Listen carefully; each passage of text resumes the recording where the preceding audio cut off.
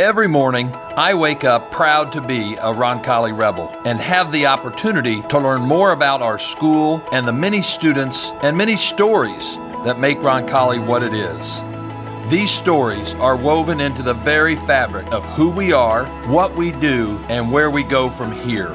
Each story is its own, but each story is also exactly who we are because we are a family. Sit back, take a listen, and wow, do I have a story for you. My story, our family.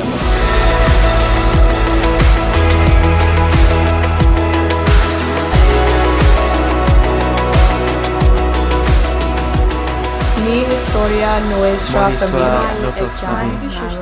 My story, our family. I'm Katie Hibner.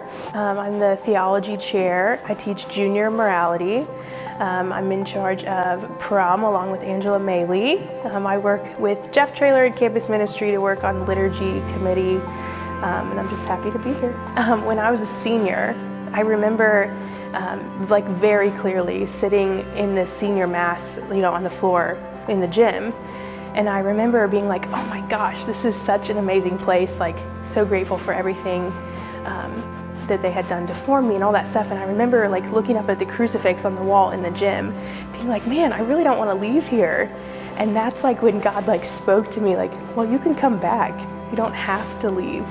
And I remember ever since that moment, like that was the goal, was to get back here. And so it happened to be one of those things that right after college I could come back and teach here, and I haven't regretted it ever since. This has always been home, so it feels like home away from home, and I love to be part of the community that gave so much to me. And I feel like it's an honor and a privilege to be able to be part of it, and especially with 3 kids at home already and 1 more on the way. I get asked all the time, are you going to keep teaching? And I like get teary-eyed thinking about it because of course, like I hope that there are teachers that love my kids when they're here as much as I love these kids here.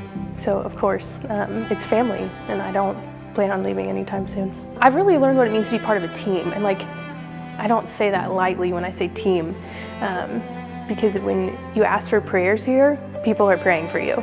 And not only do you know that, but they will do it in front of you or do it with you, which is huge. When you're on bed rest having twins, they're gonna make meals for you and bring them to your house. It's all just a beautiful experience to be part of the team, but to be part of the culture that's here. So one of my favorite stories is about the Coptic Christians in Egypt. And there were several of them that were captured by ISIS, and they were being tortured for being Christian.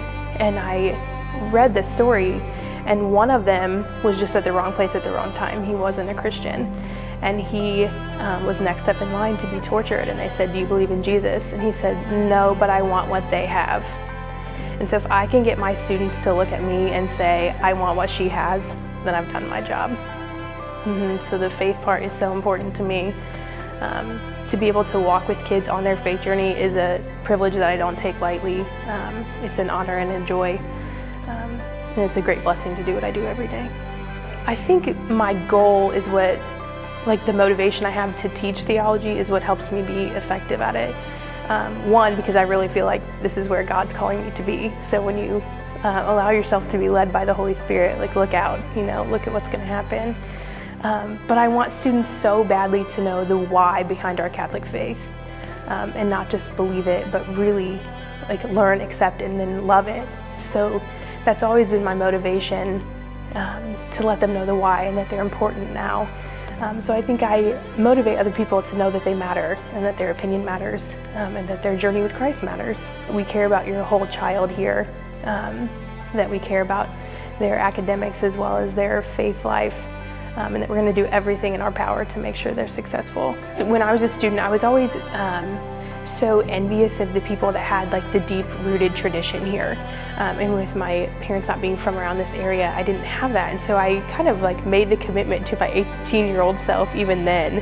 I want my family to have that. And I think that's the beautiful thing that I see so often, is that their families invest heavily in our school. And we invest heavily in their families too. So I think that's beautiful, and a commitment that I'm excited to make with my kids, and to have that tradition keep going. I'm Katie Groves Hibner, and I am a rebel.